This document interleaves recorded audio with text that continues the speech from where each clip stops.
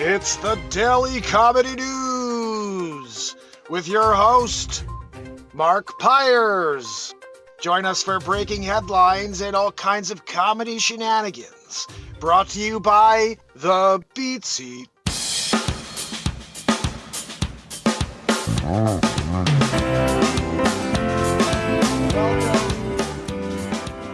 Welcome and good morning. Go in the lottery. $1 billion lottery. Tickets right here. I'm going to CashApp. I'm going to go and buy everybody a Ferrari Testarossa. That's right. You get a Testarossa. You wanted a nice Italia version, the 460 or whatever it's called. I'm sorry, you're getting a Testarossa, 1986. And we're buying every single Testarossa out there. Everyone's getting one. Welcome. It's April Fool's Day. We're here. Harvey in the house from the top. Oh, goodness. It's great to see you guys. Let me see. I got a few people here from the top. Let's just see who's here. The W in the house, Tanya D and J.E. J.E. wants free beat seats for the war.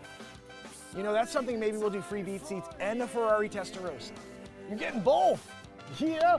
Like, what a day to tune into the MarkinsPires show. I just thought I was getting some comedy news. Instead, I'm getting a Ferrari Testarossa. And a beat seat. The beat seat, you can throw it in the back of the Testarossa. You may have to strap it to the top of the Testarossa. Not really much room in a Ferrari Testarossa, you know. Oh, what? You want to put him in the back seat? No. Back seat, Testarossa, it's where the engine is, you know? You got a frunk in the Testarossa, you know? Maybe you could throw the beat seat in the frunk. You leave the frunk like half open, you strap it down. A couple of zip ties or something, you know what I mean? Bungees, you're bungeeing it. Bouncing the beat seats in there, making music. But you got a Ferrari Testarossa. Oh, goodness. Mr. Deeds buying everyone a Corvette. Yes, exactly. With my black foot. You know, I got a gangrenous foot. Mr. Deeds. You know, my favorite, John Turturro is awesome in that movie. He plays the guy who gets, I can't think of his name right now, but he winds up getting all the money at the end. It is my birthday. Turturro's awesome. He's also the genius behind the Jesus on The Big Lebowski, if you never saw that. Nobody voted the Jesus. I should do impressions of all those guys. Walter, what are we talking about, Walter? What's that, dude? Right? Shomer Shabbos. You guys know. We're here doing it. Welcome, Monday morning comedy news. We're in the process. We have Joanne here. She's wheezing. And what's happening in the news today? We're going to get into a couple of news stories like we do daily. What I like to do, and I don't know if you guys have found any of my comedy news stories yet, but I like to just get into things, no matter what it is, and turn it into a lighter story. So it could be the worst thing going on, worst tragedy in the world, and I'm trying my best to make comedy out of it to break you away from the craziness of this world, a little bit of the dire and dramatic effect of that event. For example, the bridge collapse the other day. I didn't take the approach of, oh my goodness, let's find out who's on the ship and is anybody who wants to contact their families. I made a comedy about a guy named Igor that's freaking taking the ship into the bridge for Vladimir Putin. And it's funny. To me, that's funny. I don't know. Comedy shouldn't have lines. Zabroski on the line for a Zabrosk. Woohoo! When you got a woohoo guy, everybody else is like, I don't know what to do. I'm going to put on a show, and you don't have a woohoo guy. I got a woohoo guy, you know. Anyway, let's get into the news here. Joanne, do me a favor. Pop me on the screen double-decker style. I see you did that, thank you. And can you get us a news story? I see you can wheeze, that we understand. We're with you. Oh, gosh. So, guys, first story of the day, the phone call Jonathan Taylor Thomas and his mom, his TV mom, Patricia Richardson, received from Tim Allen saying that they had a home improvement reboot discussion. I remember I used to love that show. With the guy next door over the fence, you could just see his eyes. Right? I think it's the same show. And Jonathan Taylor Thomas. Guys, I remember I did a bit last week about Jonathan Taylor Thomas just wanted to be Christian Slater, who clearly just wants to be Jack Nicholson. Hi, I'm Jonathan Taylor Thomas. Well, I'm Christian Slater. Yeah, well, I'm Jack Nicholson. It's like we're doing it all. Like they're all just one more chapter, one more generation in. Like if they were doing a movie about Nicholson's life, I'd hire Slater to be him in his mid-40s, mid-50s. I'd hire Jonathan Taylor Thomas to be in the late 20s, early 30s. Oh, what's that? Yeah, it's Jack. No, it's not. You're Jonathan freaking Taylor Thomas. You know? He gets away with it, though. Everybody's like, that's so genius. That's so genius, that voice that little 12-year-old has. What's that? Yeah, I'm Jonathan Taylor Thomas. You're like, okay, we get it. Christian Slater's your, like, father or something. You know, kind of looks like Christian Slater's kid, right? I'm looking at Jonathan Taylor Thomas here, and I'm thinking to myself, Christian Slater's love child, you know? Like, he did a Bang Biggity Boo. He's there. Jonathan Taylor Thomas's mom, she's like, I love Christian Slater. He's like, yeah, well, come on over, gleaming the cube. They're gleaming the cube together. All of a sudden, Jonathan Taylor Thomas is born. He's like, Mom, you know my favorite actor? She's like, Christian Slater. He's like, how'd you know? She's like, I don't know. Not really sure. I'm not sure how I knew that Christian Slater was your favorite actor. Perhaps because you've seen all the posters on the walls, you know, your entire life. Because I live and breathe Christian Slater because he's your papa. You know? Oh, goodness. You know, sometimes when you're in the process and Jonathan Taylor Thomas takes over the show. What's that? Yeah, I'm doing home improvement too. Oh, you are? Is Christian Slater going to be your dad this time? And now maybe like Tim Allen's just the grandpa or something? Hey, Jonathan, it's me, Christian, your dad. Of course, Nicholson's just pissed, you know, because everybody's trying to be him. He's like, can't I have some peace and quiet being me? Right. And everybody's just like, Nicholson, no, you have and you have to wonder now. Look at Nicholson's eyes. Then look at Christian Slater's eyes. I'm pretty sure that Nicholson banged it out with Christian Slater's mom. She was like, I love Nicholson. He's like, yeah, come on over. Here's Johnny, right? She got it, had the baby, Christian Slater style. He's gleaming the cube, you know? And then he does his story later on and makes the baby of Jonathan Taylor Thomas. What's that, guys? Jonathan Taylor Thomas, right? Yeah, we're doing home improvement again. He even does the same mannerisms as Christian Slater. He's like, right? Yeah. And it's like almost Nicholson-ish. I mean, almost De Niro-ish. Where he's like, you know? You're like, what's that, De Niro? He's like, we get it. You're the same guy in every movie. I love that when people think Nicholson, De Niro's a good actor. I'm like, okay, let's put De Niro up. Like every single character of De Niro up, besides Raging Bull, everybody else is the same. Like, okay, gangster, gangster, gangster, same De Niro. I'm like, that's the same guy who goes to get milk. Is it 2%? You know, you're like, I don't know, De Niro. I'm not sure if it's 2%. Why don't you go and start a film festival or something, you know? Goodness. You know, guys, sometimes you're in the process. So apparently severe weather poses threat to 50 million Americans from Texas to Virginia. Guys, stay tuned. This one is a very scary story. We do scary stories here. Now, you get that everywhere else. We're here to just laugh a little bit. Wide-ranging storm system is moving across the country, bringing the threat of severe storms. That is, it's real. I mean, I'm not saying that, but there's flooding, there's snow across the parts of central and eastern U.S. From Texas to Virginia. The potential for damaging weather ramps up on Monday, with over 50 million people under some threat of severe storms in states including Texas, Oklahoma, and Missouri. I wonder, can we do it as alleged, or so you're like, what is he saying? Okay, it's Hammerlin Jameson does this. This is one of my characters. He's a drunk news reporter. Hammer, I got a mustache. Where's my freaking mustache? You know, when you're trying to do Hammerlin Jameson and you don't have your mustache on. For Hammer Jammer. Hammerlin Jameson! I'm in the studio, we're doing the news. Had a couple bottles of Jameson before the broadcast today. My mustache is not on. Anyway, guys, Hammerlin will come back another day. We're going to do that. Clapper, welcome, by the way. I just want to say hi to you. Please join me on X, Rumble, or YouTube. This is the longest running daily variety show on earth. I've been live every day since December 31st, 2018. That is not a joke. Every day, every single day. And they kept this show from you because it's harmful. Yeah, if this show's harmful, we live in the Twilight Zone.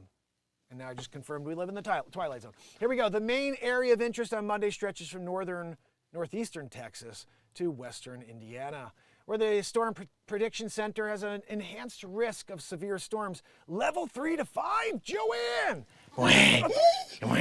Joanne, stop the wheezing! Anyway,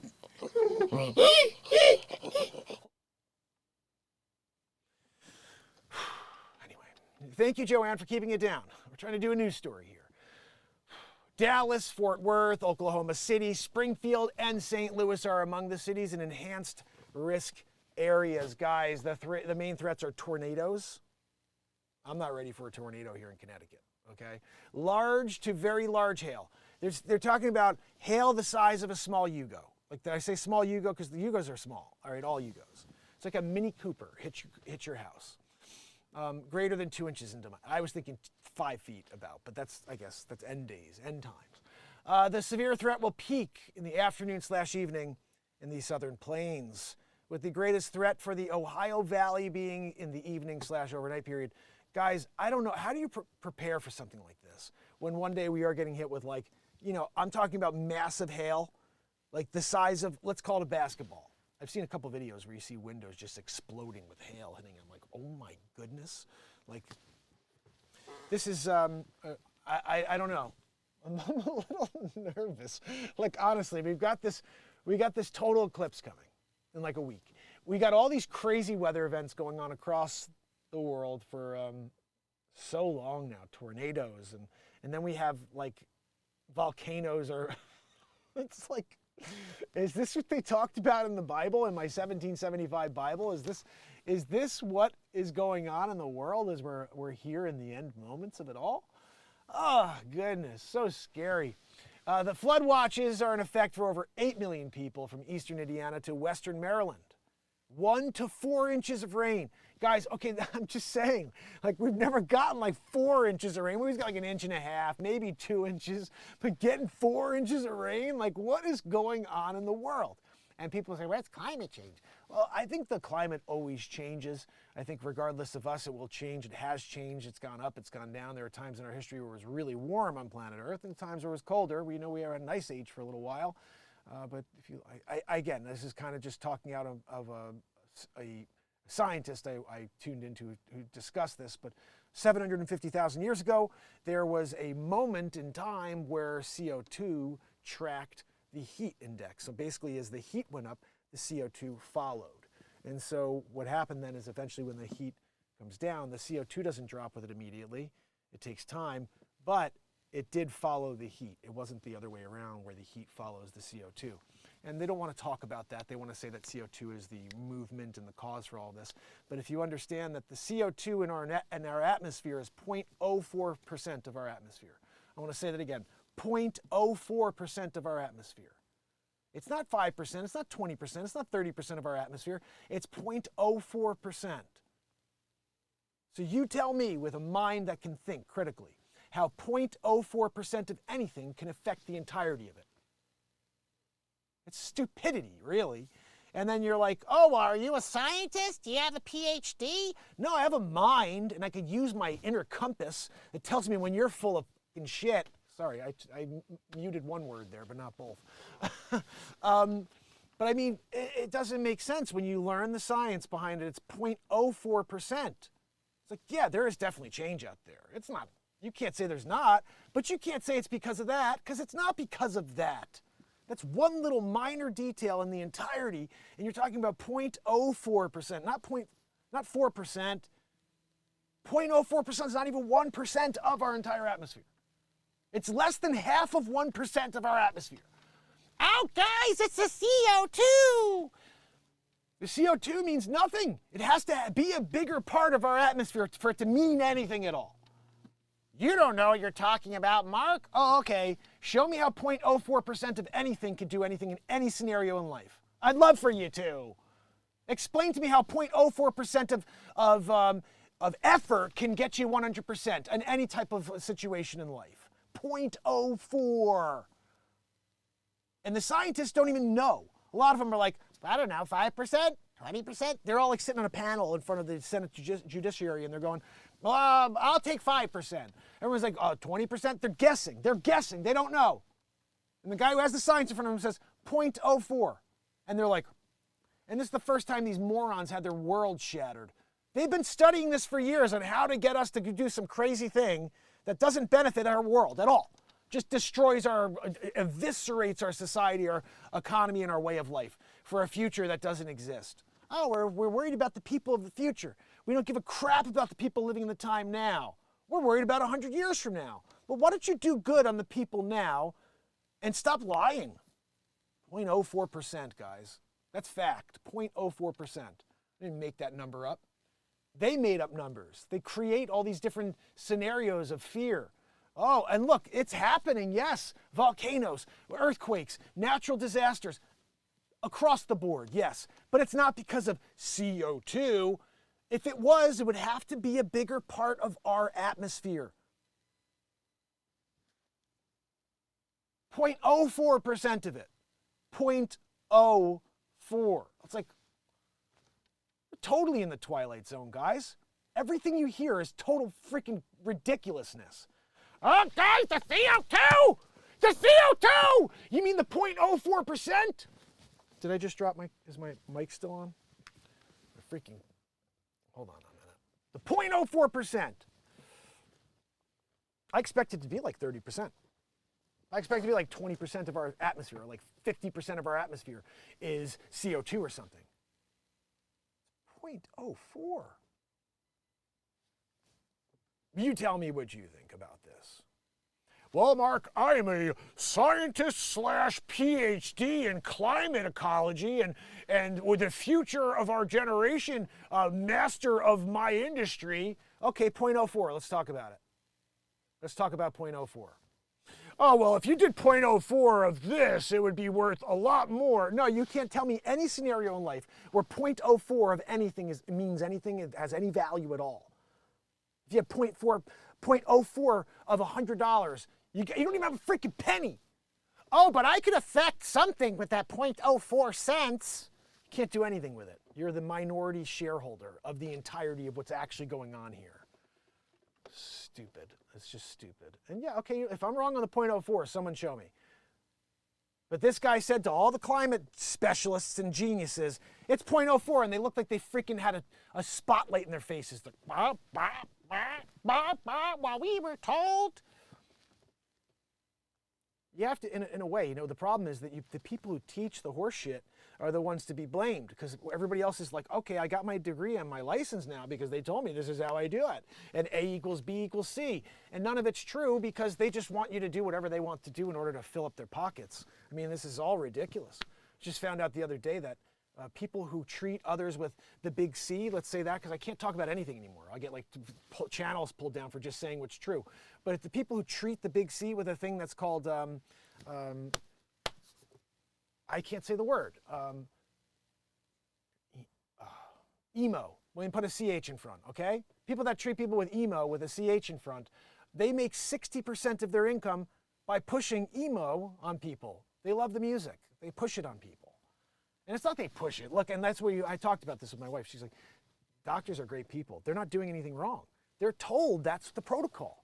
They're told, okay, someone has the big C, you give him the emo. You give him emo.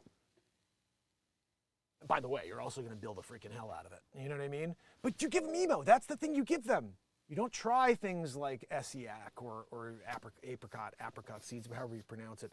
You don't try those things. You do the emo. And when they do the emo, 60% of their income each year derives from the emo.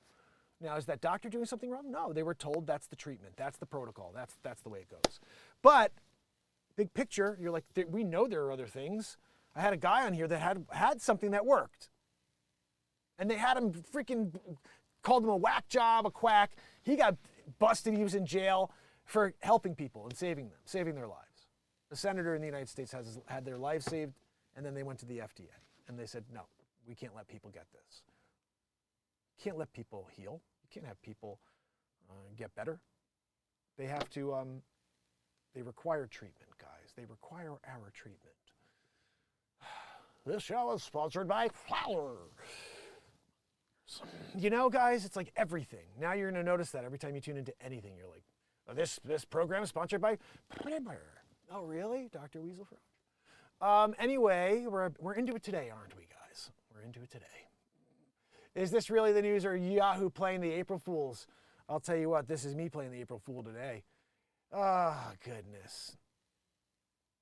They ruined the legacy Bam Margera doesn't hold back when discussing his issues with Johnny Knoxville and Jackass director. Should we read it? Bam Margera fell off. Like, I mean, I used to watch that show. I'd be like, that dude's a whack. He'd walk into his parents' room and like beat the hell out of him. I'm like, what the freaking heck is wrong with this guy? I actually would prefer to see this. I was a huge fan of Gene Hackman. He's still alive. That's Gene Hackman, guys, at 94. Wow, he doesn't even look the same. His face is gone. This is what happens to us at 90 in our 90s. Look below. You can see 2003. This is 21 years ago. Normal looking Gene Hackman, nice full face. He must have been 71 at that point, 72 at that point, 73. And then right here, 94. Oh man, he's just like skin and bones at this point. He reminds me of like that. I mean, you've seen this guy a million times before in like an old TV show. That old geezer at the end sitting at the freaking gas station, you know, smoking a cigarette, telling you about the old days. That's Gene Hackman here. Actor Gene Hackman was seen out on a dinner date in New Mexico on Thursday using a cane to walk and holding the arm of his wife, Betsy Arakawa. The couple dined at Papadow's Seafood Kitchen in Santa Fe, where the legendary actor has lived since the 1980s. Earlier in the day, Hackman, who turned 94 in January, was spotted grabbing a cup of coffee and an apple pie from a local Speedway store. There he is.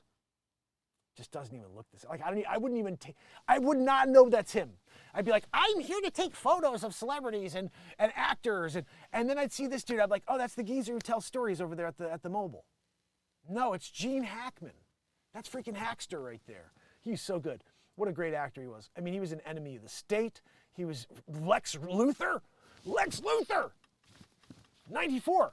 It proves that he could not find his way to live forever. I know that was one of his things. Trying to figure out the fountain of youth. Wasn't that a Lex Luthor thing? I don't know. Anyway, there he is. Wow, guys, look at this. This is crazy. Man. You guys have to head over to YouTube, X, or Rumble to see this of the news stories over my shoulders. There's his apple pie. I thought it was the cigarettes. He's going to tell the story over at the bench, the mobile bench. You know? That's what Gene does now. Oh, look, there's old man Hackman. Telling the old story about the enemy of the state, you know? And this guy, Will Smith. They were setting him up, you know? I brought him to my Faraday cage. We worked it out, you know? He cleared his name. What was his name in that movie? Brinks? I can't think of it right now. He's so good. Hackman. Man, I missed that guy. He was in the Birdcage? I don't remember him in the Birdcage, but I don't really remember that movie, to be honest. Hoosiers, right? The French Connection, Unforgiven. The dude did a lot of great work, I have to say. And, you know, 94. Look, there he is with a bunch of dudes. The Royal Tannenbaums. That was a crazy, silly movie. I like that movie. Ben Stiller. Look at freaking Stiller with his goofy kids. They all have that same goofball haircut. I love it. Oh, look at Owen Wilson's brother. What's his name again? Luke Wilson with the headband. I love it. What a great movie. You know what? I think it was a terrible movie, but I don't remember. I just remember there's a lot of goofy scenes. And I think this setup here with the Adidas outfit is freaking awesome. Look at that. Hacky. Haven't seen the film since first screening in the dark, tiny viewing room. I don't know what he's talking about, but anyway. He had a career, guys. 94. You got to give it to good old Gene Hackman. Head over to YouTube, X, or Rumble, my fam on Clapper, if you want to see these stories. They are right over my shoulder. And then I release them here. You see my news stories here on Clapper. But they start on YouTube. They're live. I don't have a script here. Never have, never will. This is 1,918 days in a row live. It's a stupid thing that I'm doing this streak. But I keep showing up, 1918 in a row. We are just 82 days away from 2,000 days in a row live. So I hope you guys will continue to join me as I show up twice a day, morning at 9 a.m. and then after 9 p.m. every single day of the year. It's funny, I had a great guy, Zando came on yesterday, and he was on at the night show. And he goes, hey man, I've been seeing you grinding, you know, and I just want to say keep it up. The music's great. How long you been playing guitar? So, because if you guys don't know this, I write music. I invented this drum right here. It's called the Beat Seat. It's the only drum in the world for guitar players. And he said, how long have you been playing? So we were talking for a few minutes, and he said, finally, he goes, you know, what time is it for you guys? Because I said it's 9 and 9. He goes, it's what time is it for you guys right now? It's 3 in the morning for me. I'm in, I think he said he was in, he's in Scotland. And so I was like, oh, it's like 10:30, something like that. So basically I was like, I think around 2, 3 o'clock in the afternoon is when I'm on the morning for you. Which means that like 2 o'clock in the morning, I'm on at the night time. So the midday show may be best, which is right now. I'm not sure if Xander will join us right now, but it meant a lot to me for my concept to come full circle, where I thought to myself, I've been doing this night show for 5 years in a row every day at 10 o'clock in the evening. And there are people in the world who can never join that show. They're sleeping during that 10 o'clock show. And then the next day, there's 500,000 other people creating content, and they're never finding that show I did the night before. And the show wasn't growing, so I said, I need to do something different in 2024. Let's try a show in the morning and a show at night, so everyone on earth can join the MarkinsPires show for one of the shows every day. And my theory here is that if we have a place, a free and open space for us to connect, where there's comedy, live music, and nothing but high energy positivity, then we can build this out into the most powerful platform on planet Earth. And it's here twice a day. It's just on you guys spreading the word, you guys joining and being a part of whatever I'm doing here. Because I don't have a script, so I don't know where I'm going in any moment. I'm just gonna keep bringing fire. That's my goal, is to continue to do whatever I did yesterday, which, by the way, last night's show was awesome. But today I have to go here, you know? And I'm already thinking about taking out the explosives for tomorrow's show in the same second. So I'm never happy with a great show. I have to do better the next day. And this is why my guitar playing continues to get better. This is why my songwriting continues to get better. And the comedy news stories keep getting better. And I'm bringing my impressions in and all this stuff. At 11 o'clock today, on YouTube and on Rumble, you can watch the P. Diddy and Usher analysis, let's call it that. But basically, it's a Comedy Central roast. It's freaking hilarious. 20 minutes, 21 minutes, I think it is. It's about Usher and Diddy. It's about Bieber and Diddy. There's like 5 minutes of me doing celebrity impressions. The Christopher Walken and Owen Wilson was so good during this bit. So make sure you're there. It's 11 o'clock today. I'll be premiering. I'll give you guys the link here on YouTube if you guys head over. You should be able to see this on YouTube, Twitch, DLive, etc. when I post this link. Let's see. Just so you know, the title is Diddy's Custody of Usher at 14, the comedy news breakdown. All right, that's what it's called if you're looking for it online. Let me see if I can pop this on for you guys here. Main girl is in the house. I love it. All right, let's see who's here with me, because I've been over here with you guys clappering it.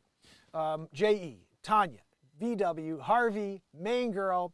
It's so good to see you guys. If you are able to share, please hit that like if you can. That helps us. And remember, again, we're doing this twice a day. Here we go. Back to the news. Oh, look at that. Elgato. I got Elgato right there in the moment. It's perfect timing. Oh, shoot. Hold on, guys. Gotta give me a minute here. Give me a minute, please.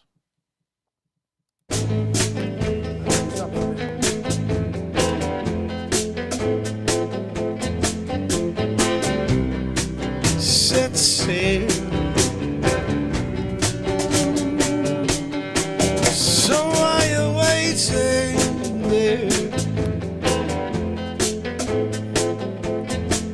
Always pensive, always deep in thought. You got nothing to say. You stand by as though it deteriorates around you. You stand by and you look in the mirror.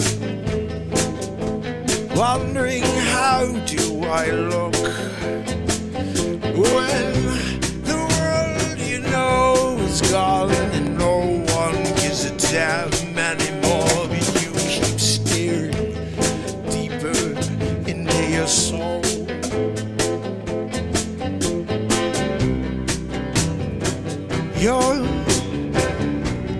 closing yourself in, so why are you waiting? Why are you standing by? Yeah, you don't have time, no. Why are you waiting? Why are you standing by? Gosh, I love that song. Not sure if it'll go on the next album or not, but I just wrote it a couple of days ago. Here we go. Back into the news. What do we got, Joanne? I don't know what we have. We're trying to find anything and everything, okay? Okay. Giselle, who cares, right? Brittany Mahomes, who cares? Guy Fieri reveals son Ryder asks his girlfriend to prom with a restaurant menu. Such a romantic, you know. Let's see what else we have here. Roadhouse's action sequences look awesome. You guys seen it yet? I didn't. I'm not going to watch it. I don't freaking watch TV or movies anymore. I am the TV. I am the movie. This show is the movie. I have no interest in going and watching other fabrications. This is a live moment taking place. That's the way I like to do it. You know what I mean? Fail, succeed, whatever. It happens live right here. Oh, I want to go and watch Roadhouse. Go ahead, go watch Gillenjaw. You know what I mean? And you get into it. FTX founder Sam Bankman-Fried speaks out after sentencing. I'm haunted. Every day I think about what I've lost. Yeah, like $9 billion of people's hard-earned money. You did that. You're awesome, Fried. As Curb Your Enthusiasm nears its final episode, Larry David hits peak LD when asked about net worth. None of your fucking business, he said in response. That's a Larry Davidism right there. Taylor Swift, who gives a crap, John Rahm and his wife Kelly Cahill announced they're expecting baby number 3. But guys, by the way, when I say who gives a crap, I already gave Taylor Swift and Kelsey a 15-minute awesome piece of comedy news. Go check it out on my YouTube channel. It'll make you, you'll have to pee-pad it. Bring the pee-pad. You're sitting on it, just in case, because that's a good one. That was a good one. She had these like zippers on his stupid legs, and I was like, "Hey, do you have eyes in your thighs?" It was hilarious. It was a funny bit. You got to go back and find it though, because I drop a lot of content. Anyway, Diddy's son King seemingly addresses Homeland Security detainment during house arrest. His son's name is King. Guys. Former South Carolina football player rescued after 11 hours stranded at sea on a kayak. That's kind of scary stuff right there, right? Stranded, 11 hours at sea on a kayak. How did you get that far out there, buddy? I was a quarterback at Florida, whatever the hell USC, at Southern Carolina football. Like, you got the Yankee hat on, though. No, but, you know, he still thought he was strong enough to go. That doesn't even look like, oh, I guess that is a kayak. An Alabama man and former college football player is recounting the harrowing kayaking trip that left him stranded at sea for 11 hours. On Friday, former University of South Carolina quarterback Chris Smelly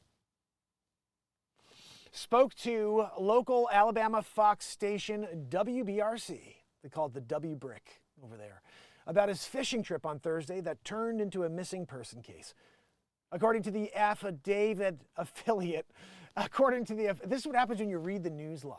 You know, you're reading words on an angle, and you're trying to also go back and then get it right, you know? Smelly, 37, took his kayak out off the coast of Grayton Beach, Florida, at about 8:30 a.m. Thursday morning to do some fishing. To sow some fishing? You see this, guys? I want to just point this out. This guy over here, this is People Magazine, Charlotte Phillip. Look at what Charlotte Phillip says over here. Thursday morning, to sow some fishing? To do some fishing or to sow some fishing? Which one were you doing? Are you sowing some fishing? I got to sow some fishing. You're going to sow some? What does that mean? I don't even understand what that means. You're going to sow some fishing? It's so-so? Like, I don't even get it. You're going to do some fishing. However, he hit some strong winds after a few minutes and quickly found himself 7 to 8 miles off the coast with seemingly no way to get back. That's scary stuff. You're like trying to go against the tide and against the wind, and it's just pushing you. Oh, that's scary. I'll tell you, I was the first guy to buy a drone in Fairfield County as a realtor. I'm a realtor. That's what I do for a living. And so I brought this drone up. I used to have agents hire me to do their drone work before everybody bought their own drones, which is what my wife told me would happen. But I was the first one to do it. And I was on the news for about a year because I figured out involving this and incorporating it into my real estate business and offering it for free to my clients, and it became a story. Well, long story short, I'm doing a property right on the shore, and it happened to be a really, really windy day. And I was like, I'm good. These drones are powerful. It's 4 propellers. I'm good. So I fly my drone out there, and I always tell people, anybody could buy a drone. Yes, because my wife said, you're going to just tell people to buy a drone by doing this. And I said, yeah, but people don't have an eye. You need to have an eye. You need to have an artistic eye if you're going to buy a drone. You don't want to just buy a drone if you don't know how to shoot the right angles. And so I explained, like, for me, before I even shoot a house, I already know what angles I want. I'm from the ground seeing every single angle in my mind, how it will look, or what I think it will look like from that angle. And then I just move the camera and my drone into those spots, snap it, and I'm done. I'm out of there in 5-10 minutes because I've already mapped out the property in my mind artistically as I drive up or whatever. So I see this one and I'm like, I got to get a shot from over the water, shooting back so you see the entire shoreline of water and, you know, the little ripples of water going towards the shore, and then you have this house there. But I don't want to have it so high up where you're looking at a roof. I like to be like 70, 80 feet off the ground, so you're just looking right at the back of the house there. And so I got this shot, perfect. And I'm sitting back, I'm like, all right, let me bring my drone in. I start pushing it to bring it in, it's going further away. And like the weird thing about a drone, if you guys don't know this, is it's like a helicopter. Left goes right, right goes left. So if you don't have the orientation correct, you can really screw yourself up. And because I'm spinning all the time, sometimes I do miss the orientation up. So I'm like, oh, maybe I'm just pushing the wrong way and I'm telling it to go away from me. But no, I wasn't. I went the other way and the thing goes, shoo, and it just starts going like way across the sound. And I'm like, oh my goodness. So now I'm going back because I know that's not right. I go back to me and it's being pushed away. And I'm like, I don't know what I'm supposed to do here. So my first thought is this is gone. My $1,500 drone is going into the water. I'm never going to see it again. And I'm thinking about how I'm getting hired to do this to get paid, that maybe I could put that money towards a new drone, but now I can't get paid because that memory card is on that freaking drone over there over the water. And so I start, in my mind, I'm like, look, and the battery's getting low. This is the other thing. These batteries are terrible at the time. This is like my first drone. And so I start thinking to myself, let me try to bring it down as close to the water as possible and get it away from the higher gusts. And as that's happening, I'm keeping it throttled all the way. Now the motors are saying overheating. And I'm like, this thing's done. So I just let it go for like 5 seconds and the thing's just taking off. And then I just kind of go back to it slowly. And then I don't know what happened. As I was bringing it down and kept pushing it this way, it slowly started to decline and come down under whatever that wind was, that crazy gust. And after about 7 minutes of working it down, I was able to get it to me without losing it. But I'll tell you, it was one of the scariest moments because when you have something like that that's got value that you really need for your business, and you're watching it potentially go up in flames. You're like, no! And so just this idea of you're like, look, I'm a kayaker. I was a former football player. I could go out there and kayak in a little wind. I'm good. And all of a sudden, it's not just the wind, but now the entire motion of the ocean is moving you away. And it's like you don't have the strength to fight against that. And that's what happened here to Smelly. You know, he's smelling it up too, I'm sure. You know, in that kayak here. You know, actually, it looks like it's an open kayak, so he wasn't too smelly. Just his name was smelly. My body was sitting up tall. It was basically just a big sail. I was giving it everything I could, and there was a long period of time where I was at the mercy of the wind. Smelly's wife began to worry about him after he didn't return several hours later. The Walton County Sheriff's Office called in the Coast Guard to help search for the former quarterback. We're at the beach a lot, and I've done a lot of fishing. I'm real comfortable in the ocean. I wouldn't say I'm necessarily scared, but there were some times where especially the sun started going down, I'm getting freaked out thinking there's sharks. They're coming to take me out, former quarterback, you know. I had just caught a fish and was preparing to clean it and give some energy to try to keep paddling when the rescue helicopter pulled in. So he had caught a fish, he was ready to eat that thing raw. You know, when it gets bad and you're out in the ocean, you're just chomping on salted meat, you know, on the flesh of whatever fish you can grab. You know, barracudas, anything, you're just chewing into it. The barracuda's trying to bite at you, and you're just chewing on the back of it. Coast Guard helicopters located Smelly, brought him back to the shore, gave him a quick medical evaluation. He wasn't dehydrated or injured, only sunburned, still smelly. He was the head coach of Silicuyaga High School in Alabama, said his wife, and won't let him forget the incident anytime soon, especially because he tried to go out fishing again the very next morning. Honey, I'll be back. But it's strong winds today. I got it. What do you don't think I can handle it? No, you freaking moron. You were stuck out there yesterday for the whole day. We had to send out the Coast Guard. Don't you remember? You were about to eat a barracuda. At first, she was a little upset, the barracuda thing, you know. But he went out, no phone and no life jacket. What? Okay, so he went out with no phone and no life jacket on this mission, and that's why, thank goodness, his wife was smart enough to call the Coast Guard. She's like, dude went out without a life jacket. Dude went out without a phone. It's been 12 hours. I could use assistance here. I was going to do smoke signals, but I realized he can't respond to the smoke signal. So, like, what do we got? Anything else here? I think there's really nothing else because I have to actually walk my son over to the dentist. So I'm going to have to wrap this up right now. But let me tell you something, guys. I'm giving you this link one more time because today at 11 o'clock, Diddy, custody of Usher, it happened. We're talking about it. It's a comedy news story. I don't think I can give it to you guys here in Clapper, but if you could do me a favor and head over to X. No, you can't get it on X. I haven't uploaded it there yet, but Rumble and YouTube, it will be live at 11. It's just 45 minutes from now. It's 21 minutes long of straight up, so funny. I mean, it's like this, it's like getting in the mind of Diddy being a scumbag and making fun of it.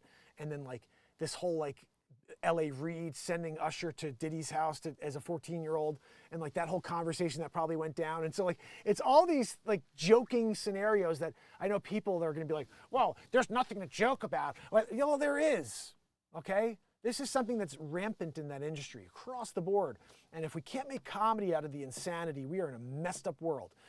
So my idea always is to make as much comedy as possible out of these traumatic and devastating events, disturbing events. Like, yeah, people can go out there and they're all doing the Diddy, what was Diddy's mindset and what did he do to him? I kind of made comedy out of it, okay? And that he is the pedo we think he is. And it's just a joke. It's all comedy. There's no offense except for making people laugh. And he won't like it. He won't like the jokes I made. But when you find yourself on the chopping block on the MarkinsPires show, you just gotta take it, Diddy. You know what I mean? You gotta take it. Just like all those little kids. You know, that's the thing that bothers me most is like, there's one little conversation I heard between Usher and somebody else, and he said that he was told as a 14-year-old, if he didn't do this, if he didn't go and let Diddy be his legal guardian, that he would never make it in the music industry. Essentially, that they would blackball. They would never let him make it. It's kind of the way he was explaining it. Like, they told me I'd never make it if I didn't do this. I had to go do this or else I was done. Like, you're 14, dude. You're very talented. So the idea that I always have an issue with here is when you try to manipulate a child into thinking things, because you can. It's easy to do that. Children are very easy and swayable. So when you take a 14-year-old who's got talent, like Usher or Justin Bieber, who's also a part of this comedy news story, and you tell them things like this, like you'll never make it unless you go and live with Diddy, unless you let Diddy do and tell you to do everything that you do it all. No questions asked. It's manipulating a child. So anyway, all right, I got to get going. I'm getting notifications that I'm going to be late. I'm not going to. It's 5 seconds. Harvey, main girl, I appreciate you.